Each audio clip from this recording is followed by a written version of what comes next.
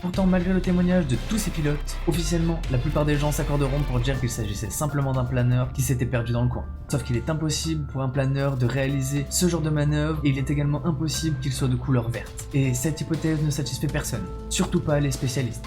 Le responsable des associations de l'aviation des loisirs expliquera même qu'il ne peut en aucun cas s'agir d'un planeur, car il y a très peu d'endroits d'où le planeur aurait pu décoller afin d'atteindre cette destination. De plus, il aurait été illogique de vouloir atteindre cette destination et de se diriger en direction de l'aéroport en connaissant les règles de l'aviation. Sans oublier que certains affirmeront avoir vu l'objet à plus de 4000 mètres d'altitude, ce qui est totalement impossible pour un planeur. Et c'est seulement après plusieurs heures que l'aéroport va décider de réouvrir ses portes et ses pistes. Mais ils resteront très silencieux sur ce qu'il s'est passé et ne donneront aucune information supplémentaire pour affirmer ou infirmer toutes les théories de cette histoire. Nous ne saurons donc jamais la vérité sur ce qui s'est passé à l'aéroport d'Oslo en 2011.